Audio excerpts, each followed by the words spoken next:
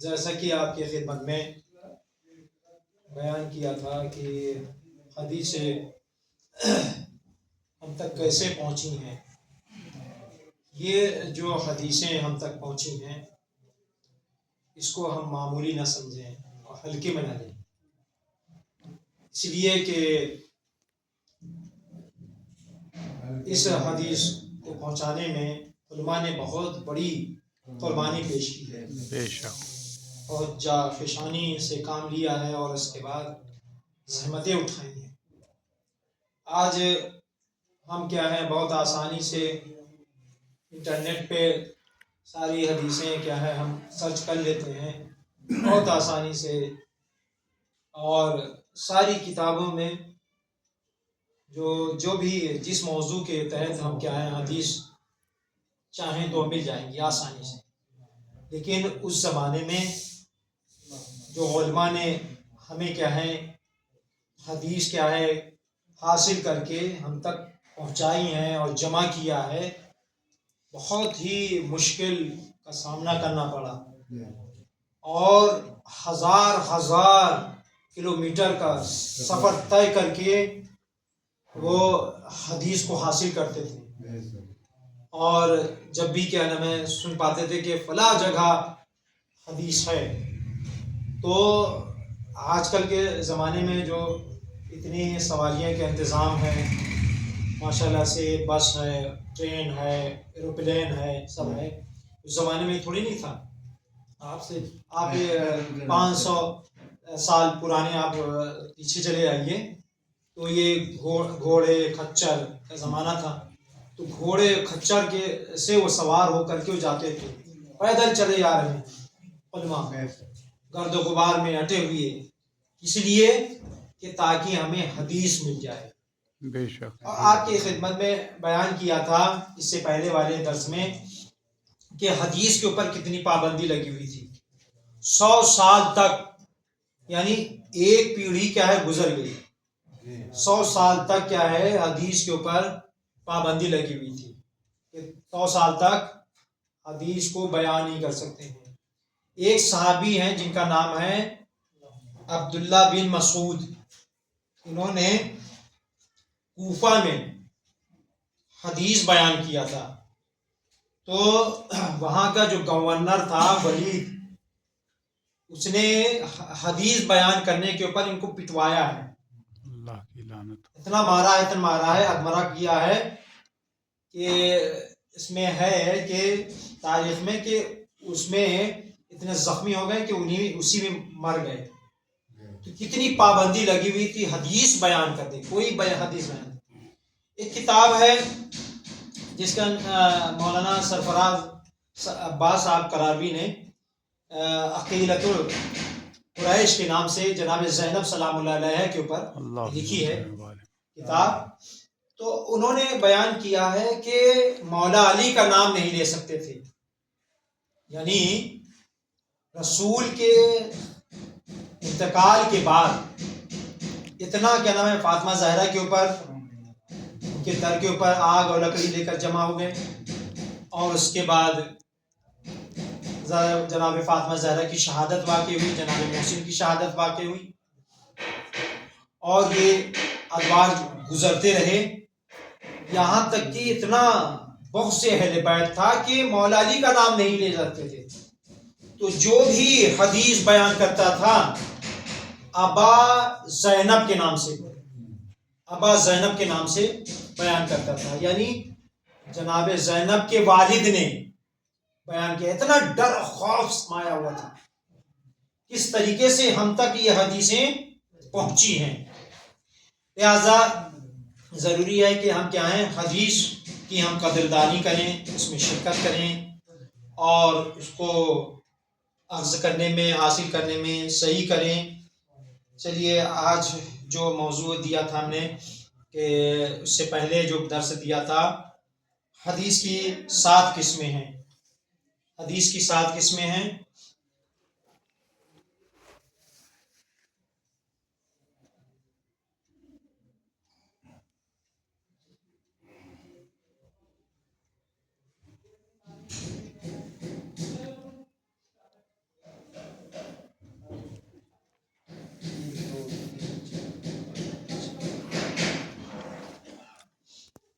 صحیح حدیثیں، دوسرا ہے کہ موثق حدیثیں، تیسرا ہے کہ مرفوع،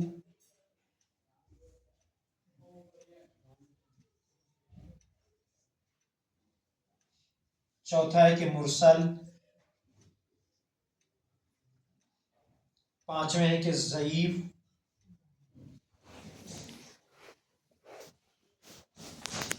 اور چھٹا ہے کہ مجہول، اور ساتویں ہے کہ حسن۔ یہ حدیث کے اقسام ہیں۔ آج صرف صحیح کے تعریف بیان کریں گے اور مثال بتائیں گے۔ صحیح کسے کہتے ہیں؟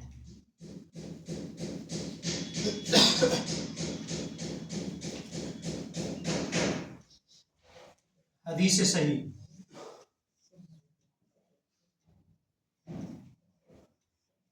اس کی ڈیفینیشن،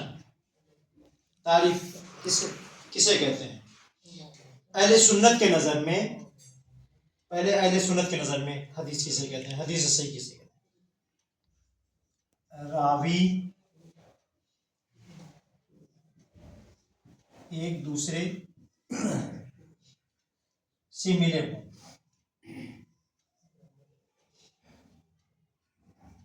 یہ اہل سنت کی نظر میں کیا ہے؟ حدیث ہے، اور درمیان میں کوئی راوی چھوٹا نہ ہوا ہو،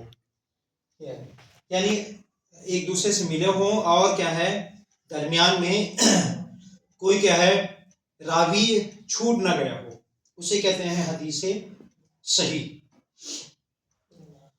اور تمام راوی، ان کے یہاں اہل سنت میں یہ ہے کہ تمام راوی عادل ہوں، اور تمام راوی کیا ہیں ضابط ہوں، اور حدیث شاذ نہ ہو، اور علت قادحہ نہ پایا جاتا ہو۔ یہ کیا ہے ان کی صحیح کی ڈیفینیشن۔ اب آئیے شیعوں کے نزدیک، شیعوں کے نزدیک حدیث کیا ہے؟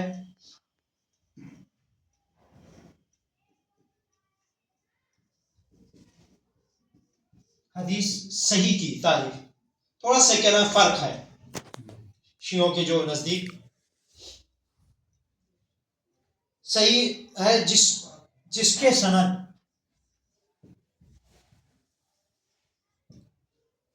سند میں تمام راوی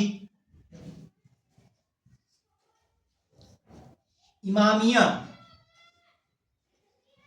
شیعہ، یہ کیا ہے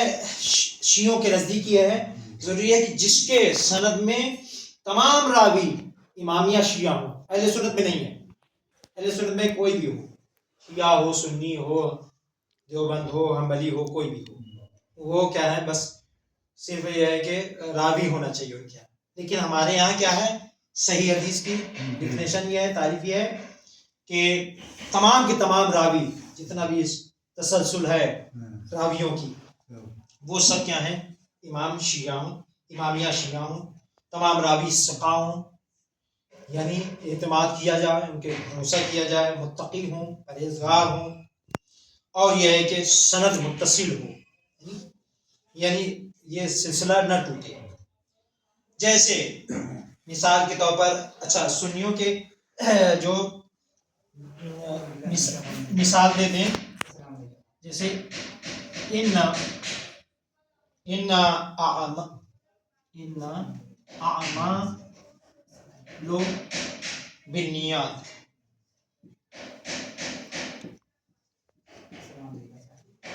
یعنی اعمال کا جو دار و مدار ہے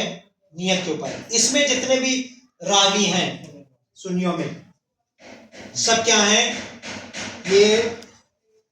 ایک ساتھ ہیں،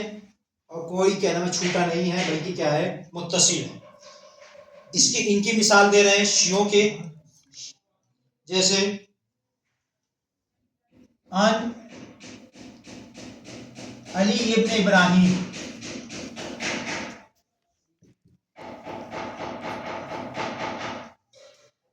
یہ دیکھیے علی علی ابن ابراہیم، یہاں سے ان سے نقل ہوئی،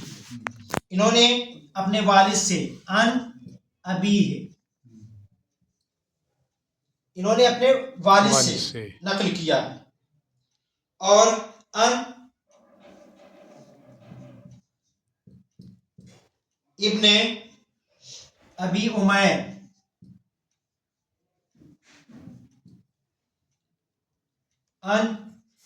انہوں نے اسے نقل کیا ہے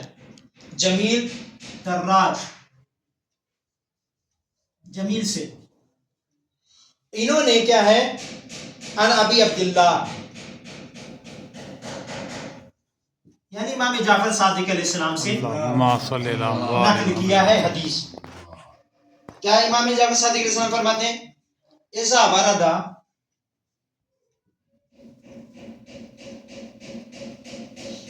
علیکم حدیثان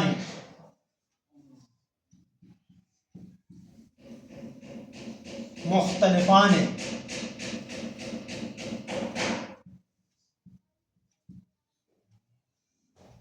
فعارضوهما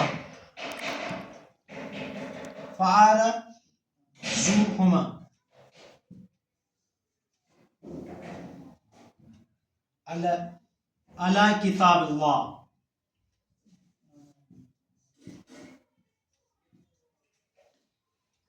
یہ